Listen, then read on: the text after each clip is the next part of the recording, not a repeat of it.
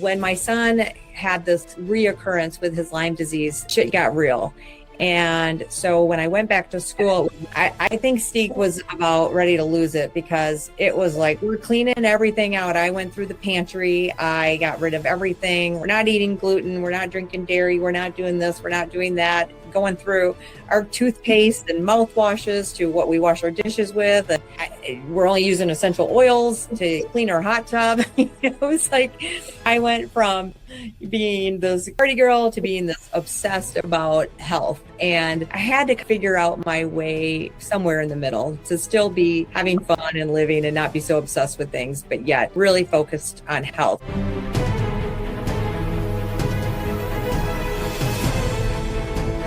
Dr. Angela, so this is my first question. If you listen to any of them, is like, take me from the beautiful day that you were born till today. Give me the key. Give me all the key. Tell me all the things. So, well, my parents were very young when they had me. So I kind of grew up with my mom. My dad was in the Navy. So I was a Navy brat, so to speak, and definitely brat. And so we lived in Norfolk, Virginia. And then I moved back to Wisconsin when I was 5. But my mom was 16 when she had me. So like I said, we kind of grew up together. And it's funny, my mom at age 17 worked at Elaine Powers.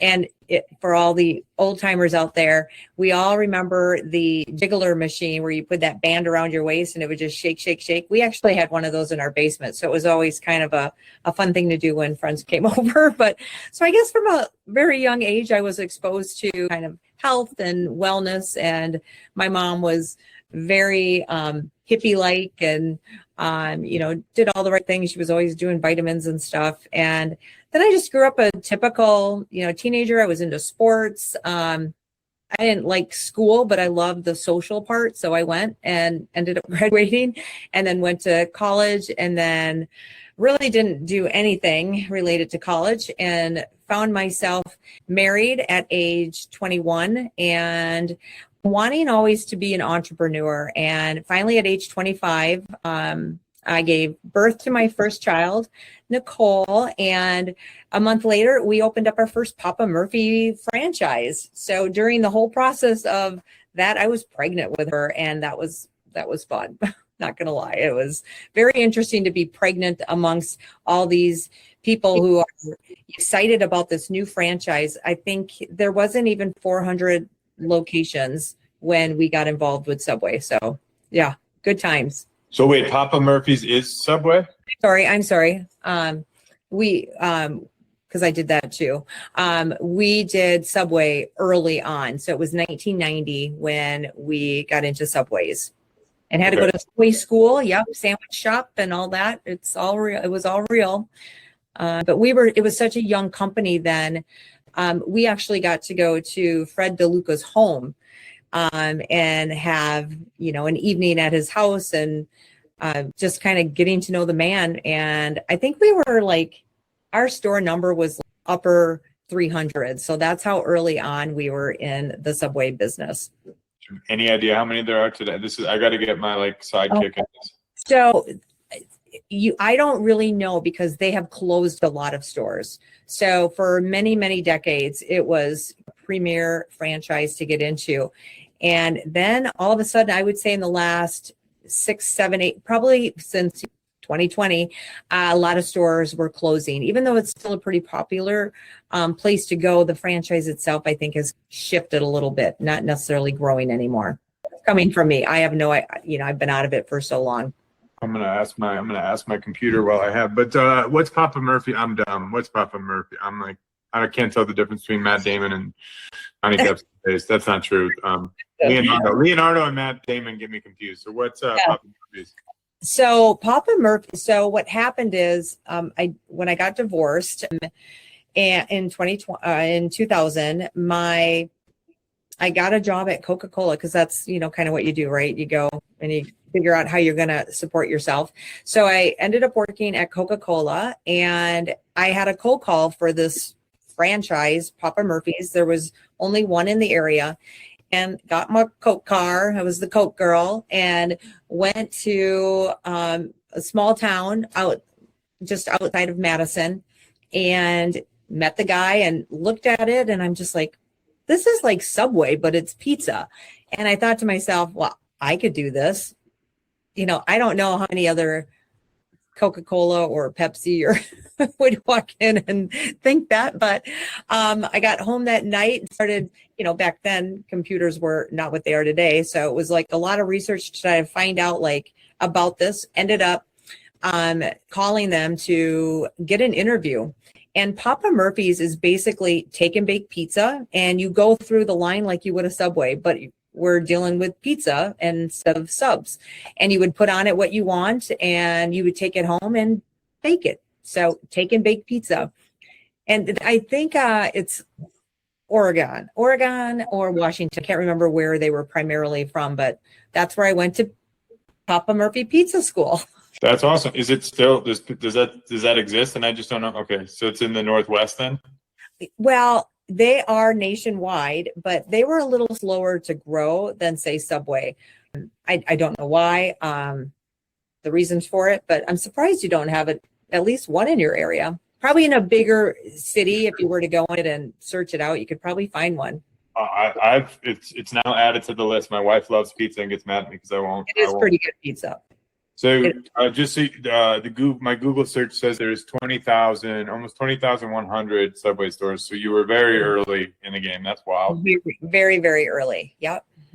I am a bad listener. So you had your first child at 25, and right about that same time, did you start into Subway or you started in a Subway? Okay, so my daughter was July, Yep. and a month later we opened up our very first Subway store. And what's unique about this is there was a partial Subway store open, or there was a Subway store open that had partially done a drive-through system. It was more like a pickup window. We actually had it. We were the first interstate store ever, truly made to be a drive-through Subway. Yeah. So. Okay. And then, so your daughter's 10, and then what happens to Subway? Because you're working at Coca-Cola. I missed that part.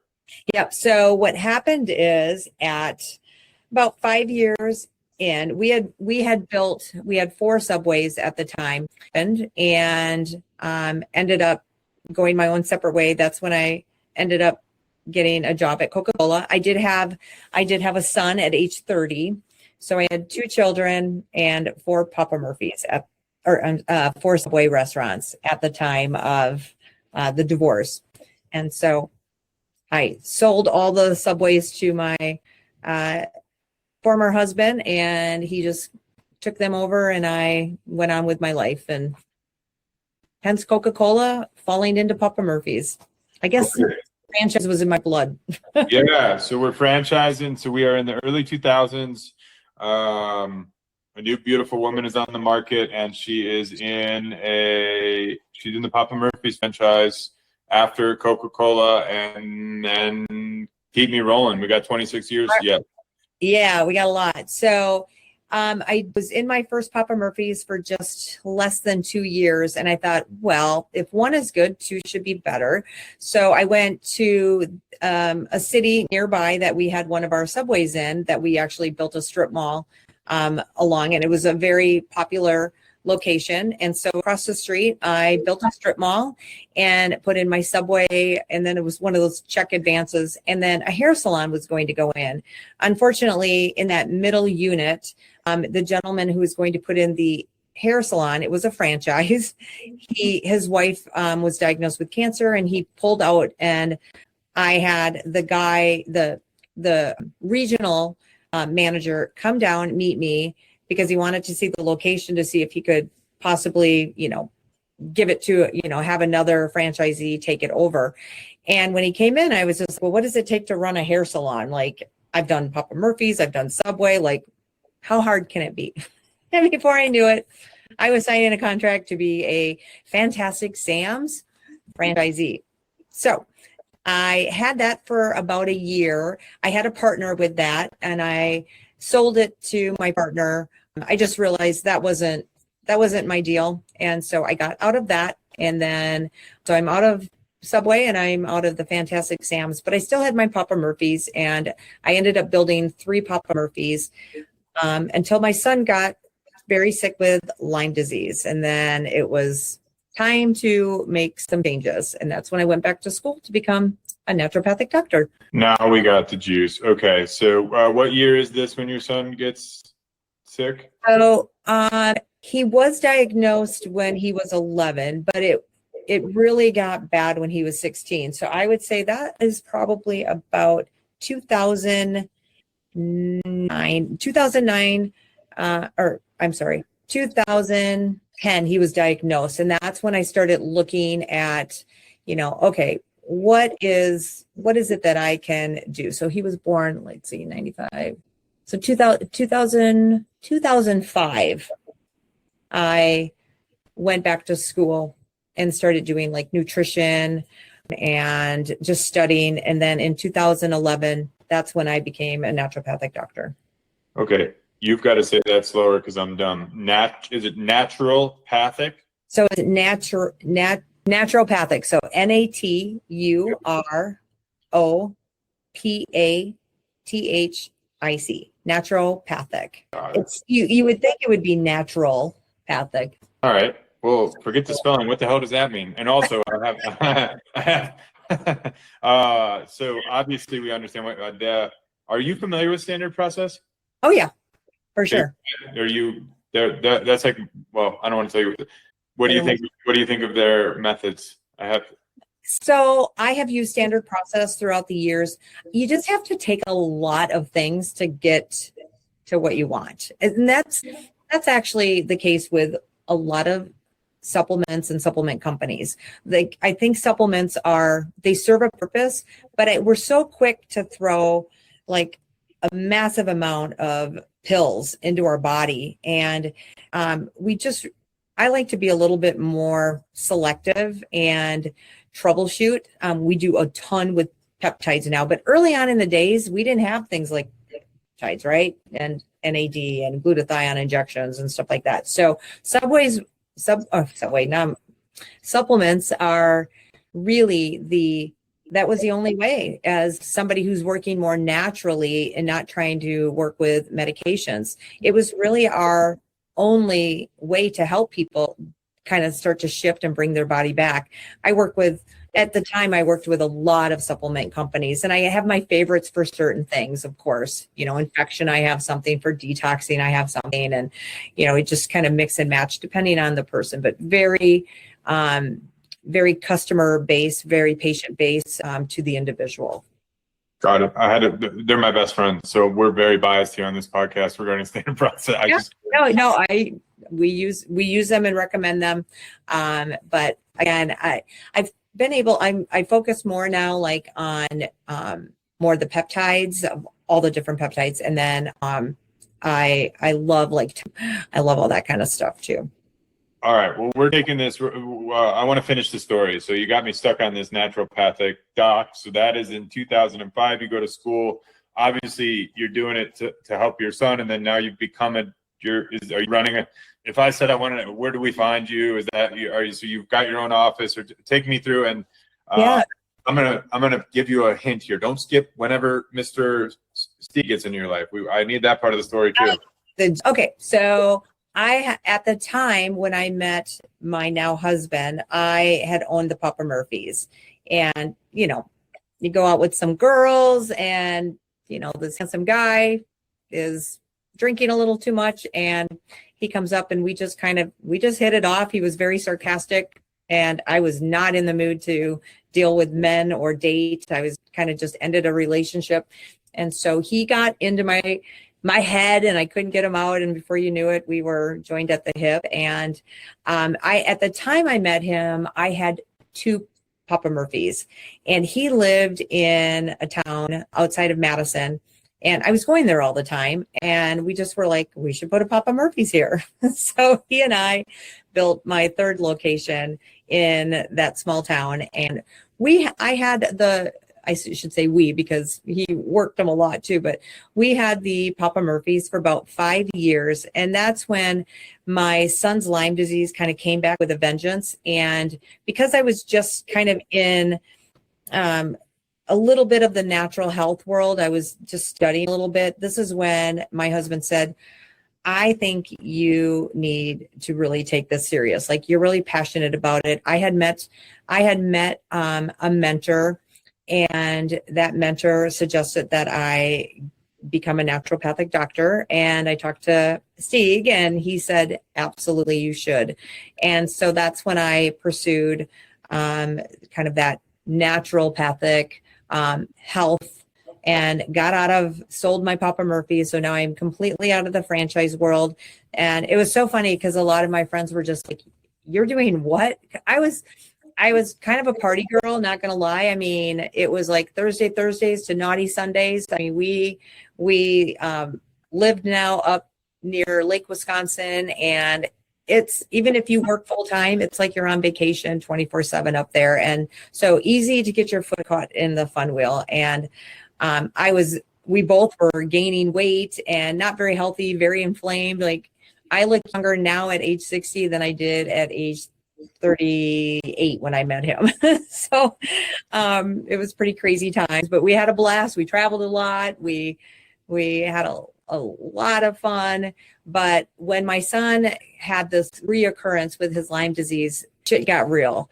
And so when I went back to school, it was like, I think Stieg was about ready to lose it, because it was like, we're cleaning everything out. I went through the pantry. I got rid of everything. Like, we're not eating gluten. We're not drinking dairy. We're not doing this. We're not doing that. Going through our toothpaste and mouthwashes to what we wash our dishes with. And we're only using essential oils to clean our hot tub. It was like, I went from being this, party girl to being this obsessed about health. And I had to kind of figure out my way somewhere in the middle to still be having fun and living and not be so obsessed with things, but yet really focused on health. So at about the age of 49, when I went back to become a naturopathic doctor, I just took on this thought that I wanted to become the practitioner that I had always been searching for. I wanted simple solutions. I wanted things that actually worked, and I needed things that were affordable. And I was overweight, tired, fatigued. My son was sick. My husband was pretty much on the same path as I was, because of our history, our lifestyle. My daughter, she was probably the healthiest of all of us at the time. But my kids, even when I would bring home Papa Murphy's pizza, it'd be like, you're having a salad before you eat your pizza. So my kids and they always drank water. So my kids at least grew up with some pretty good boundaries as far as health went, and focused on some of the things that are important, because I just knew we lived in a society of sick care and crisis care, not health care. And I saw that with my son. And that was my driving force to become a naturopathic doctor, is I needed to help him because nobody else was. And it was expensive. Lyme's disease, for anyone who has it, Lyme and mold issues, it is not a poor man's, I'll call it, disease. It is very expensive, and you can burn through money like it's on fire. And so I just really wanted to get in and start diving in and start figuring out solutions for him. I just wanted our lives healthier. I didn't want to be, back then I didn't want to be a 60-year-old, lady who looked and felt 90. And that was really important to me. Well, you look like you're killing it for 60, by the way. I would not have guessed. So, thank you. For whatever that, I don't know how to be appropriate in that space or not appropriate, but something's working. Good for you. I want to we got 40 minutes left, and I feel like I've got millions of questions already, and I haven't even gotten into your practice. So I can't even remember the prompt that Stieg sent me, other than, you need to talk to this lady. And I was like, yeah, I definitely do. That's all I remember. So, I want to know about you. So are you a doctor in your own practice, and what's the practice called? I want to make sure that we give you that, as we're doing this, and tell me about the practice. So in Wisconsin, in the state of Wisconsin, it's been 4 years now. There are naturopaths. I'm one of them. We are licensed in the state of Wisconsin. We do not have prescribing rights, but I have a medical director, which that way helps me to work with things like prescribing peptides and some hormones for people. So I work direct with my medical director. But in the state, up until about 4 years ago, we were considered doctors, but kind of scrutinized a little bit. I feel like naturopathic doctors are what chiropractors used to be back in the day. Ooh, wacky, rubber chicken, blah, blah, blah. And that is just not the case. I mean, I am of the belief that no one knows everything, and not one practitioner is a one-stop shop, because there are so many areas of the body. None of us can be specialists in all of them. And so I love working with acupuncturists and chiropractors. And as a naturopath, for 7 years, we owned a very large healing center. And the only reason why we even stopped that is they tore down the building that we were in. And that just prompted a couple of our practitioners to retire, and kind of made us just kind of decide, what do we each want to do? So I now have a smaller practice, but I have 2 locations. At one time I had 3, and that was just too much. So we have 2 practices, and I have my main practice for health is pretty much out of my Madison office, but I do a ton of telehealth. So I do Zoom calls and phone calls and work with patients all across the country. Probably in almost every state I have a patient. And then we do an aesthetic side. So if you're local, we do things like we don't do like lasers or Botox or any of that. But we do some body treatments as far as body sculpting and cellulite treatments and things of that nature. But our primary is my goal, and my passion is to help that hot mess woman. That is my jam. That is what I love to do. I love getting texts and messages about how, you basically have saved my life. Like, I've got my life back. And I just love that. Women just, we don't know what to do. And unfortunately, if I can speak freely, but the medical complex that we are dealing with, like I said, it's not for preventative measures. It's sick care and crisis care. It's triage. It's trauma. We want them. We need them. But when it comes to our actual healthcare, your doctors are trained to prescribe and cut and take out, remove, cut, and prescribe medications. That's what they're trained for. Most doctors, if they want to learn about nutrition, they have to do that on their own, because in their schooling, they may only get a week, and it's usually an elective class. So they do not take nutritional courses. They don't deal with that. They don't do things that are naturally occurring in the body, like, say, peptides. Don't even get me started on all of that with social media and what they're doing to censor. Like, they're taking down people's Facebook posts because they're talking about their results with peptides. Yet on Meta, you can advertise for these things and you don't get taken down at all. So excuse me, but it just really pisses me off that when it comes to talking about health and natural health and things that aren't, medicated chemically, people get shut down, they get canceled, they get their social medias, which they have built for years and have so much information and family history and all kinds of things on these pages are getting taken down. And it's fresh because a friend of mine just had hers taken down over the weekend, and it's criminal, actually. They're looking for solutions because their doctors aren't helping them. They don't run the right labs. They don't know how to read the labs to put the pieces together.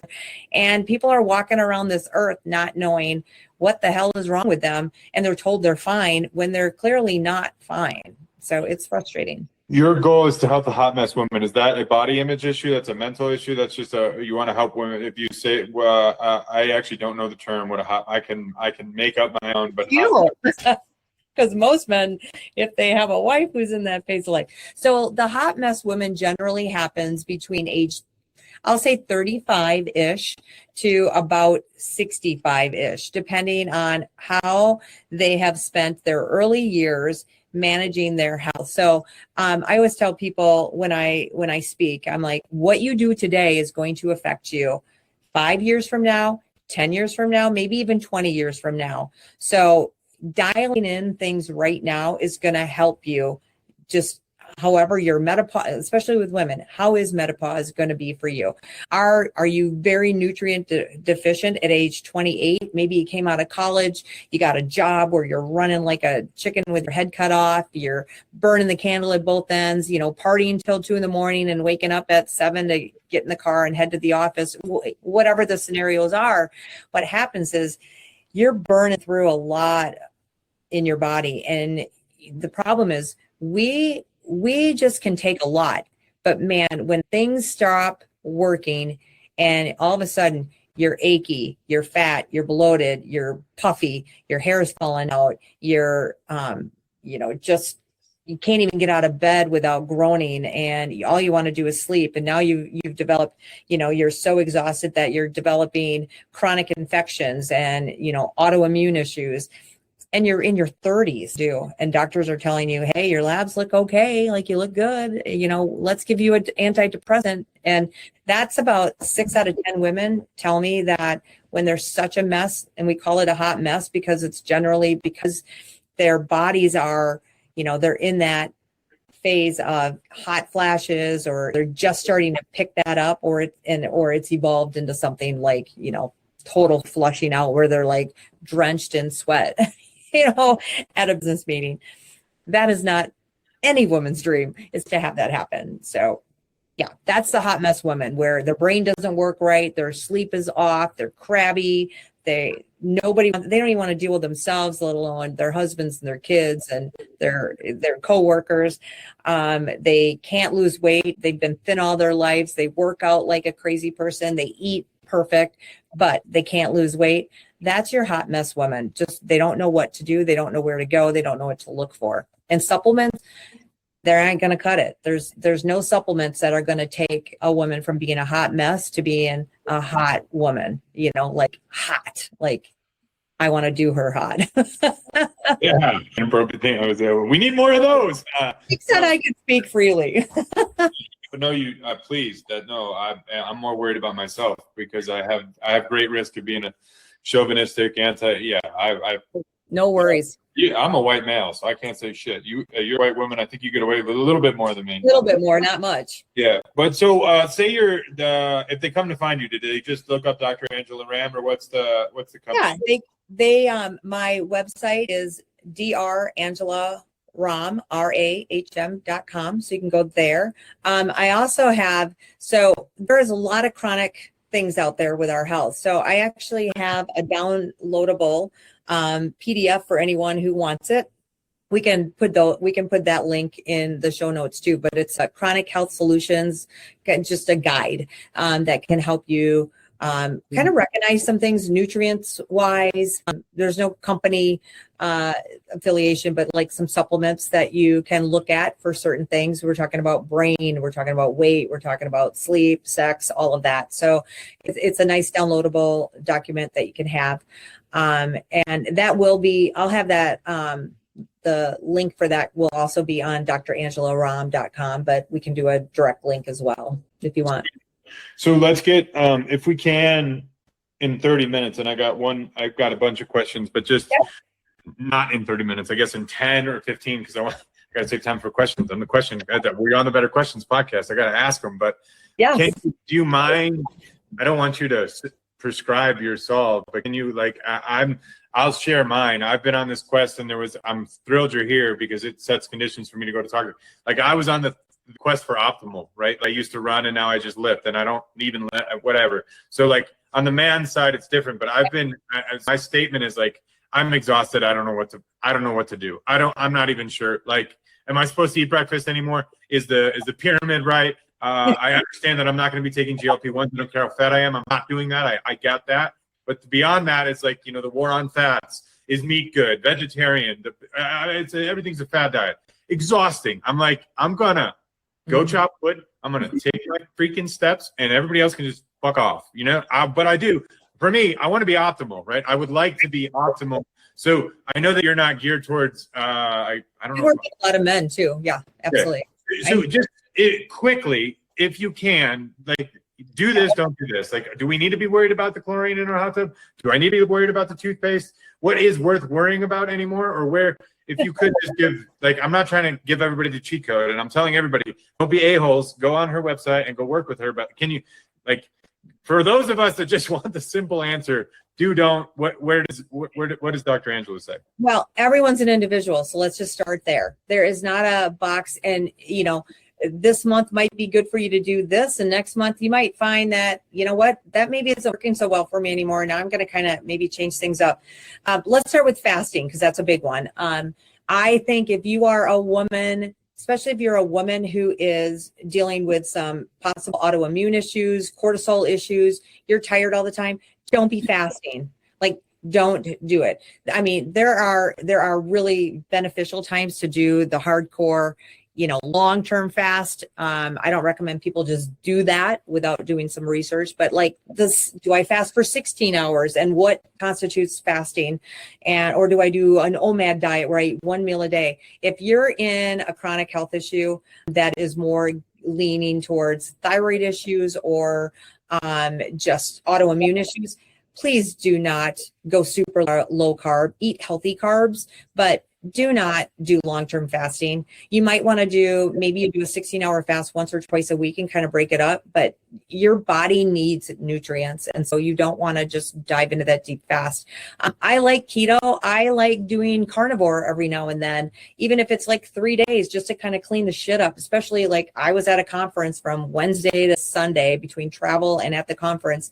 I was eating dessert. I was eating bread. I was drinking, a few cocktails. I was doing it all.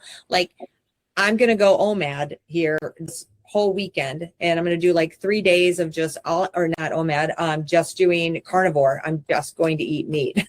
I'm going to give my body a break from all of that. Then I go back to a natural kind of flow, well-balanced diet.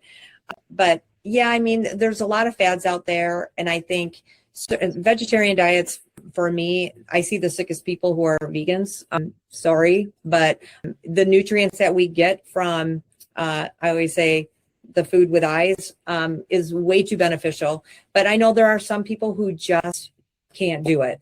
And so they just have to really be careful of making sure they're getting enough protein in their diet, because you've got to get that. Let's talk fats. Oh my gosh, like cholesterol. I will tell you, I used to have on my board behind me, I had this big thing about cholesterol, how it is the top of the food chain when it comes to your steroid hormones. That's your estrogen, your testosterone, your DHEA, your pregnenolone, your progesterone, and cortisol. If your cholesterol is low, I had somebody come in and it was under 100. I about lost my shit. I'm like, we need to get your cholesterol up, because you can't produce and no wonder why you're stressed and you're shaky and you feel like shit, is your cholesterol is so low. And you have to go to your doctor. And here's a question everyone should always have written in a 3x5 card stuck in your purse or your back pocket when you go to the doctor. And your question should be to your doctor regarding every single medication you are on is, hey doctor, what do you need to see from me to be able to get me off of this medication? And that medication and that medication. Like, what do you need to see? What is it in a certain lab? Is it in my weight? What is it? What do you need to see? Because you are being overprescribed, and there is no lie. The number one cause of death, it is overprescription of medications. So people need to be able to ask their doctor that. They are not God, and they are not the boss of you. So take responsibility for yourself. There's a great website called drugs.com. Put your medications in there and look at all the side effects. And then what you'll notice is this side effect that I'm experiencing, well, they just gave me this medication that prescribes this, which causes this symptom. Now I have this symptom, but it is get off the hamster wheel and do a little research. And I know some people are kind of scared about this. They almost don't want to know, but this is your life we're talking about. And medications, I mean, we've had we've had people come into our office on 25 meds.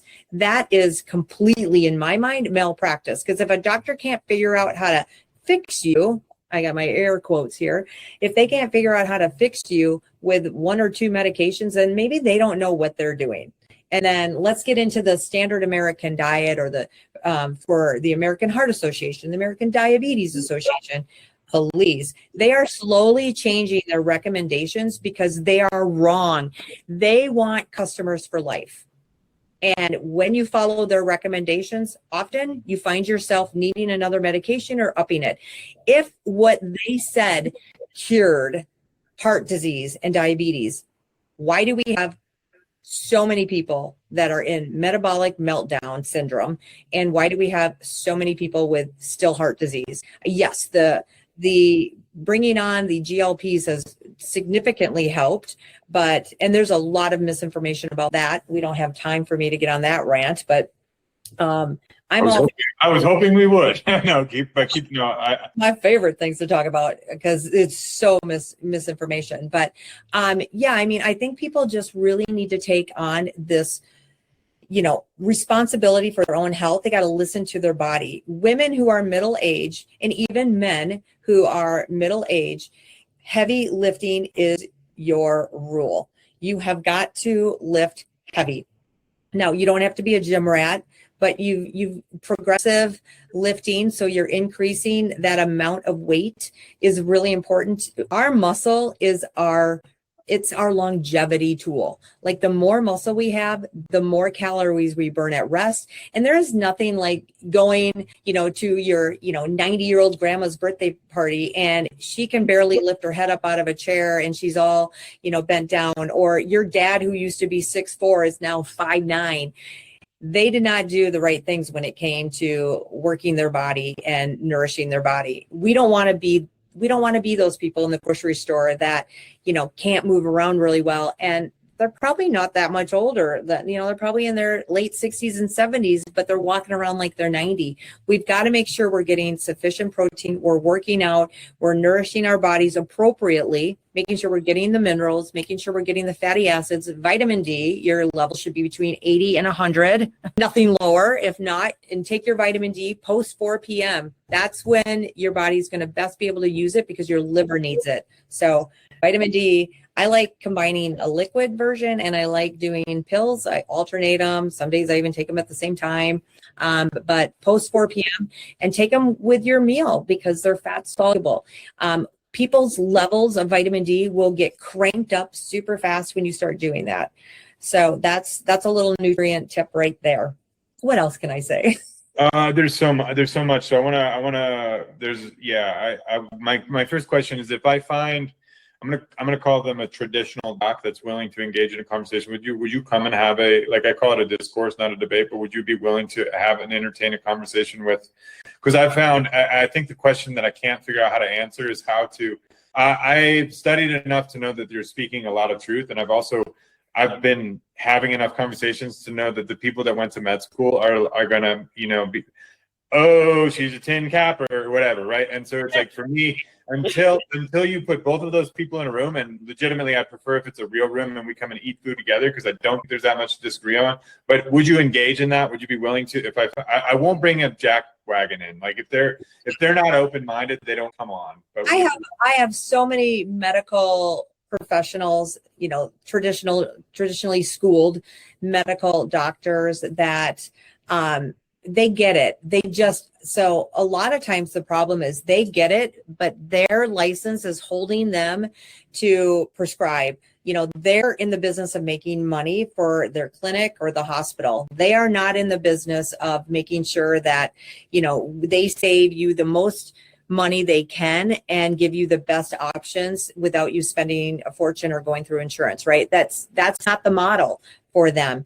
And so I have some doctor friends who are just like, they'll refer some of their, not so much patients because they can't, but like if they have friends or family, people out of the practice, I get their calls and they're like, can you just help us because so-and-so, said that.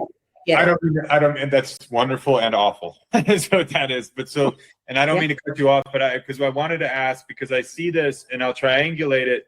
I'm going to triangulate it. No, I'm not. I was debating on whether I'd position, but it's kind of no different than, well, I want to ask this. So the system, right? You hear people talk about the system. So it's a bunch of good actors that have been concocted into a bad system. Like, is it, when we look at this, a company that's incentivized by profits, right? So they're simply beholden to their shareholders and the market. Right. That in a health company is at odds with, if they make people healthy, then they don't have a business. So like, is it as simple as that? And then they want more prescriptions and they want more, like, I suppose what I'm trying to ask, and I'm not doing a good job, is the system are they trying to keep us sick and they know they're trying to keep us sick? Or they're all kind of, your doctors that you just spoke about, this is the most dangerous statement a man or a woman will ever make is, if you can't beat them, join them, right? So they're doctors and they're prescribing. That's how they pay the bills and put food on their table. And then, so is it, I guess, more of that all the way up to the top is like, well, we need to make money. So how do we make money? We introduce a new, like, chronic pain drug or whatever. Is it that bad? Like, how do you talk about it? Tell me. Well, I think I feel bad for medical doctors who haven't started their own practice and they've studied functional, they've gone down and studied the functional medicine, and they at least now can come in where they can take, like, I'm not anti-medications at all. I mean, there are times when that is extremely effective and needed. There are people, you lose a child and you can't get yourself off the couch, you might need an antidepressant. Like, do it. You're in a car wreck, take the opioid that you might need to take, right? Like, do what you got to do to get through the crisis. That's why I call it kind of crisis care, because that's where medications and surgeries and all of that can be very effective. Like, I just got off a call right before this with someone who they really tore bad their Achilles. And the doctor said, you could probably do some things more naturally without doing surgery. So you might want to look at some of those things, but he didn't tell him what or anything like that. And so he found me and we were just talking, and it's a very simple, basically peptide process, because it signals the body to repair and do the job that your body is meant to do, because it's something that, surgery is not going to be able to do and supplements aren't going to be able to do. PT is going to help, proper diet is going to help the body, because you don't want the body, when you're trying to heal from something, you don't want all of this, crap in your body. You want the best foods, the healthiest foods to do that. And I think doctors, especially medical providers, they're so timed out. Like, you go sit with your doctor, you don't have a half hour just to shoot the shit and tell them your whole life story. They want to know what you're in for before you come in. They come in, they look at you, they see the notes, and they're like, well, this is what you need. It's like, oh, your thyroid, we looked at your test and your thyroid's still a little off. Well, they only ran TSH. They didn't even run your freaking thyroid. The TSH comes from the pituitary, and they're prescribing thyroid medications based on the standard of care for thyroid health. And that's TSH, which is thyroid stimulating hormone, which comes from the pituitary. They haven't even tested your full thyroid. They haven't tested T3, T4, free T3, free T4, reverse T3, TPO enzymes for autoimmune and AB antibody. They haven't even touched those things. And if you want those tested, the doctors often will say, you don't need that. Really? Well, that's my freaking thyroid. What do you mean I don't need that? We can't put the pieces together if we don't have all the pieces. So a lot of times doctors are they're kind of indoctrinated into this system when they go through school, which, it's not even the doctor's fault, really. I mean, it's who's ever running the show. And you got big pharma involved in here too. And there's a lot of incentives to the hospitals and even to the doctors, I'm sure. But they're not even running a lot of the right labs because they haven't been told that they're important. And that's why, like, I'll get labs back from people and I'll be like, how is anybody supposed to figure out what is going on in your body when they run a CBC, but they don't run it with the differential? We can't even see what's going on with infection because they didn't run the differential. And then they'll do, cholesterol, but then they don't do a fasting insulin. Like, go to your doctor and see if they'll just run a fasting insulin, and they'll look at you like, yeah, freaking 3 heads. It's crazy. And who gives a shit about, A1C? If you're not testing fasting insulin, who gives a shit about that? Like, you gotta do it all. They're testing CRP, but they don't test homocysteine. Like, it's crazy to me that we can't come together, and it's like one-on-one. You take a naturopath and you take a medical doctor and you have this discussion, but it's kind of like, what's it gonna do? It might give different perspectives, but if you need a medication, they're going to give it to you. But what if you want to get off that medication? Your doctors put you on stuff generally for life. Omeprazole, the levothyroxine, which is only T4. And if you don't have a thyroid and they're prescribing you T4, your thyroid functions. If you have a thyroid, you need T3, but they prescribe you T4. Like, it's insane to me that they just don't have more training in how the body, like, basically the biology of the body and what the medications, what they make the body deficient in, and they don't know how to support it. Like, if you're going to prescribe a medication, doctor, how about supporting the body so it doesn't cause all these other side effects? That's where I think the big missing pieces in the medical world with medications. Like, even if they just did that, it would be so much better for people. Well, I know that you're perfectly in line with everything that my buddies talked to me about at Standard Process, so I don't know if it'd be good to connect you. We're going to run out of time, and I have a million questions yet, and so hopefully I can get you back. But I don't know anything about peptides, so and I'm gonna only let you go for 4 minutes because I got to do a lightning round with you because it'll be just so fun. So give me the 5-minute, the quick spiel on what is. I don't know what a peptide is other than.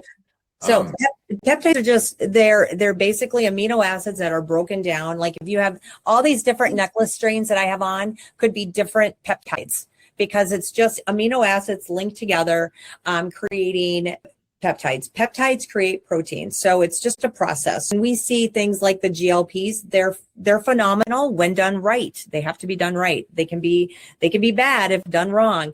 But our bodies naturally produce these peptides. So basically, when we're talking about peptides, I'm talking about compounded 503A versions of these peptides, not Ozempic and Mounjaro and those things. They have lots of things added to it. I like BPC 157 and TB 500. Throw in GHKCU and throw in KPV, and you have got the master healer anti-inflammatory. This thing works. It's like a Wolverine on steroids. It goes in and heals and repairs and crosses the blood-brain barrier to brain inflammation, gets reabsorbed by the gut, and helps with people with all kinds of gut issues, IBS, Crohn's, all of that. Now, we can't see it cures anything, of course. So let me just say that, because I don't want to get in trouble saying I'm curing people. But these are the messengers. These are the things that go into your body, and they tell your body and remind your body how they're meant to work. And I literally have a sweatshirt that says, I have a peptide for that. There is a peptide for everything. And without peptides, you're missing the boat. Now, they are not solo. You've got to have the lifestyle factors, the supplements, and the working out and good diet, healthy diet. Those things combined with peptides and the right supplements for your body, for what you're going through, you will heal faster than you ever could have imagined. You will look younger in weeks. You will lose the puffiness in days. Like, it is absolutely freaking amazing. And, a world without peptides it would be criminal, because they are the future of medicine, and then everything else is going to fall in underneath it. And they're going to be they're taking Cat2 peptides that Obama's administration put a Cat2 on these peptides, which are super healing. So some states you can't even get them because they're a category 2. They're being released to a category 1 in July, and it's going to be freaking game on. I can't wait. I just can't wait. I want to get political because I'm interested, but we cannot today. So one other question, I guess, really quick, without like 3, 5, like if I'm somebody that, because you're not transmitting, and when I say that, you're not like on social media, right? You're just doing the work, or I mean, I have some social media. I keep getting, restricted and all that crap, which pisses me off. So I'm on Instagram on Angela Rahm, but don't be looking for much. They're already okay. So you're already being banned. They haven't banned me yet because I don't know what I'm doing and I suck at it. That's good. But who are the voices that we should listen to, right? Like I can't think of his name, but every one of them had something to sell. So then it's like, are you really legit, or are you just trying to sell me something? Like when you think of the good health voices, you have like 3 to 5 or like that are good advocates for good wellness. Yeah, so especially in the peptide world, because there's so much information, Dr. Trevor Bachmeyer, I got to take him with a grain of salt. He is a doctor. He's I don't know. I don't mind him. I actually love listening to him. He likes the F-bomb a lot. I think he was a former Navy SEAL, but he's a doctor. His delivery is unique, but I think his information is pretty solid for the most part. There's some things I don't agree with. He's pretty big on like retatrutide, and we've worked with retatrutide. It's not for everybody, which is a peptide. I think Dr. Tina Moore, Tyna, Dr. Tina Moore. Those are probably the two that if I were to need, like I wanted to do a little research or listen to a YouTube video or something, I would probably go to them. I mean, there's some other ones that are in my feed, but I don't know. They're not as entertaining, and I think their information is geared more towards selling something. Can I run a little late with you, or do you got to? No, I'm good. No, I'm good. All right, we're gonna go a little bit over. Okay, so my wife, I hope she doesn't mind. Can you fix? She's not a good sleeper. Is that a peptide? Can you do that through? Yeah, DSIP. So I can get you where you can get that too. We have a doctor network that we use that you can pick that up. Mm-hmm. That's awesome. All right, I'm gonna do a lightning round. I've never done one of these before, but I have all these. If I asked you, I'll do my best. You only get one word though. You have to say one word. God. If I think you could nerd out for 15, 20 minutes a piece. So I just want to say it this way. I built this not for me. This podcast, I actually hate it. But I think there's really unfamous, significant people that deserve a voice. Yours is one of them to me. This is awesome. I thank you for coming. Anytime you want to come back and transmit, if you're like, I got shit to say, the infrastructure is there. Please use it. That's why it's here. I didn't do this for Kevin. I did this for the voices. Like I call it like the voice of the voiceless. I've been knocking on so many doors like, hey, would you just talk about this? And like none of those assholes will answer. So now I've got another podcast, just what we don't need. So anyway, you're always invited back. Lightning round for you. So I'm just gonna go. You get one word. So you can take your time. You don't have to like rattle them off. You can say with it. So peptides. Oh. Is it starting now? Yep, peptide. What your one word when peptized? Yep. Awesome. Sourdough. Yummy. GLP-1. Only one word. You could do 2, fine. Game changer. All right, I have to stop. You think it's good? These are good things? I thought they were terrible.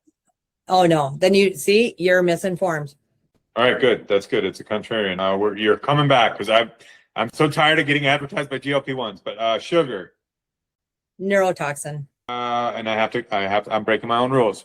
It's so sugar, like, because you get is glucose different than sugar? Like, or do we think that's part of the process, right? When you eat sugar, sugar, we can handle a little bit of sugar. The problem is we don't have a little bit of sugar. We eat way more. Like the body in a day, in a 24-hour period, can only handle so much. So like 6 teaspoons really in a day is the max that our body can handle if it's spread out. Okay. All right. The original, the OG. Disgusting. I knew it. Man, I cannot wait to send this to my doctor friend. I wrote, Western medicine. Cautious. Chinese medicine. Baseline. Birth control. What's the word I want? What I'm trying to say is they don't want us to have children. Criminal to some degree, but that's not the right word. I want to be careful here because a lot of people need it, but they put teenagers on it just so they don't get acne. Cautious again. Got to be cautious. Big food. I got big food, big pharma, and then insurance. Deadly. What about big pharma? Controlling. Insurance apparatus. Assholes. If you don't, especially if you work your ass off and you don't get good insurance. Huberman. I agree. I have so many questions. I actually made you only do one word so that I could only interject so many times. It's too many. One word's hard. What about Huberman? As in, I don't pay attention to him much, so I don't really have a word. NA. Coca-Cola.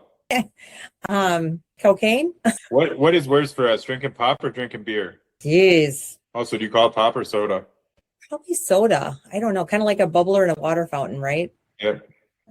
Probably because I grew up in the South a little bit. I don't know. I kind of do both. I don't know. Beer might be worse. Okay. Depending how many you're having. Beer. That's interesting. Okay. Look, Dr. Angela, as Steve predicted, it was awesome. I would love to have you back and be more intentional. I suspect whenever I figure out, I'm between producers and we've got all sorts of like weird oddities. So bear with me if this doesn't come out in a week or two. I cannot wait to put this out. Like, I don't promote a lot of them. Like, I don't, but this is super intriguing. I think it'll drive a lot of conversation, which is what I'm trying to do. So I'll gather those, and if you have time, I'd love to have you back. If you're like, no, yeah, thanks. I'd love to come back and maybe we'll be a little bit more intentional on one or two couple topics, maybe. Yeah, and I would tell you to tell me what those should be. Okay. I mean, if it's like, this is what I want to talk about today. I mean, this is all education. I literally didn't know about this peptide thing. Like, I think of Pepto-Bismol when I hear that word. So I'm just very clueless, and I kind of don't mind it about myself. Well, and as a, you're a younger man, right? So, you're under 50. They are very important now, but there's certain ones like for brain or depending on some things you might have going on. I'd love to just we can do a free little consult if you want and just kind of give you some things to think about and look into. If you don't mind, and I don't want it nothing comes free. We'd love to. I totally do that. Great for my wife too, and more than anything, we'd love to meet you. I have to ask the question because Steve is not short of words either. How do you guys have a speaker wand at the dinner table, or who gets how do you guys? Who talks over who? He's too busy answering his phone. The man is the guy who knows everybody, and everybody calls him to find out who they need to know. So it's just great though. It's fun to watch him work and be on calls because, as you know, he is a pretty cool dude. So yeah, he's been such a good advocate of me. I want to draw nearer to him, but he's moving. I adore him. Well, how did you? So was it chronic? My dog has Lyme, and I have a very good friend that deals with chronic Lyme. Have you? I don't want to say the words healed or. How did that? Do you mind sharing what that culminated to for you? This will blow your mind. So my son, and my philosophy is people will spend a lot of money trying to get rid of or cure Lyme disease. I'm not exactly sold on the fact that you can do that.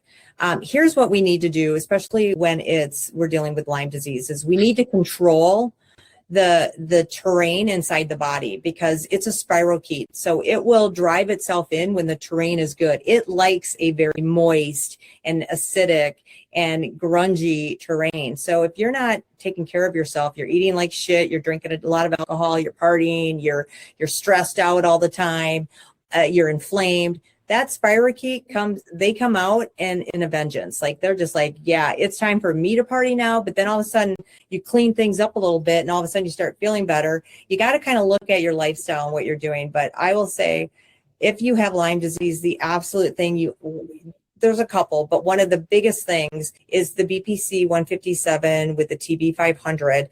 That is a standard with any Lyme patient that I have. It is phenomenal for helping with all of the pain and the repair, especially the tight junctions in the gut. And Lyme disease can get into the brain. And so it really helps just kind of calm everything down. But there's a lot of peptides that can help. There's supplements and lifestyle, all of that. But you don't need to spend a fortune to feel good again and feel normal. But yeah, I think we just have to look at what's going on in the pathways and, what's solving what when it comes to some of these, like mold and, the immune system and all of that. So yeah, it's fun. It's fun. Would you, if I said it, leveling out chronic Lyme, like I would say my good friend that has it is like it has consumed her, right? It's like it is with her every day. Do you believe she might be getting bad guidance, or is there cases of that where you can't like level it out and get to like healthy and well, and I don't want to say unaffected, right? Like you're going to be Right. affected by it, but like not so constricted. Would you? Yeah, I don't know what she's doing. A lot of times, people, people who have had it for a long time, they feel they have to be 100% in everything, and they don't feel like they can even live their life, and they still are suffering. And it's because the body doesn't have the proper signaling to tell it to go do what it needs to do. Signaling is so important because we have to activate those pathways so those receptors actually get the message. Another thing that's really good, we didn't even mention, is nicotine patches. Like you want to throw, like having somebody's head explode, that a naturopath is saying, then you got it, you understand it. So I've got mine on right now. It's on my side. But wearing a nicotine patch is like, it's a bully for the receptors that infection likes to go lodge into. So, why do you think smokers didn't get COVID? It's kind of funny, right? I did not know that. Oh, and nicotine's not addictive. It's the chemicals they put in the stuff, right? So, it's funny. My friends, when I first started getting into this field, were just kind of like, I was going to coin the naughty naturopath. And I always thought, we need to have our life set up where we feel like we're living. And too many people are too extreme one way or the other. And I think there's a place in the middle for everybody, with our health, with our lifestyle, with our food, with everything. We live in a society that there's a lot of toxic overload. I mean, we've got stuff dropping from the skies, and we've got things in the water that aren't good. We've got food that's not nourished. And we have tons of stress that we have to kind of take a sit back and just kind of think, okay, what can I control? And what can I do within my means and within reason? And you just start cleaning up, the whatever toxins. Like maybe you have to go in and do an ingredient search on certain things, and you clean up the toothpaste, and then you clean up, the shampoos that you do little by little by little. Stop wearing perfume because it's just chemicals. Like use essential oils, like just little things like that, especially women in this hormonal state. Those things really mess with our hormones. And I think taking little bits at a time, especially if you're young and you're still considered healthy, start now. Don't wait till you got one foot in the grave and one foot on a banana peel.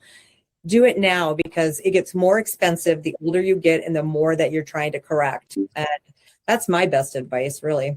That's awesome. Well, I just really appreciate you being here. Thank you. It was fun. Yeah, I don't know what and when we post this, but I'm going to try to hurry up.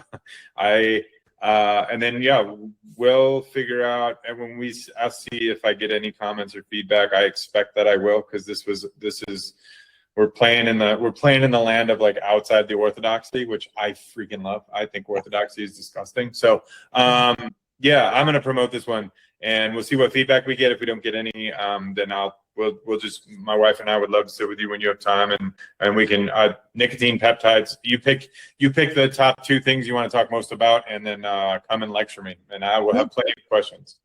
Well, and I'd love maybe we just do a round table. We don't even have to record it. Just be fun to I love like-minded people and just throwing stuff out there and talking about whatever. So it's a lot of fun. I appreciate you saying that, because I don't often have the room to talk about it, but I do believe that you can deconstruct and reconstruct the industry that's making us sick. Like I have it won't survive me. I have the model. I know how to do it. And if I talked about it publicly, which even saying this, people be like, yeah. It's like, no, this works. So and I think your husband is a bit of a, that way. I don't know. We're not going to take it.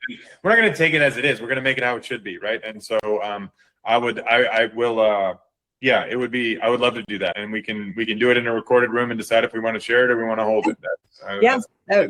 It'd be fun. If the two of us together, it opens up all kinds of doors. It's weird. Like, I think we skip this online bullshit and you guys come out here, or we'll come out there, either which way. Like that would be really cool. We'd love to come out there with the wedding and all of that. I don't know what our summer's going to look like, but definitely maybe in the fall we'll make a loop around.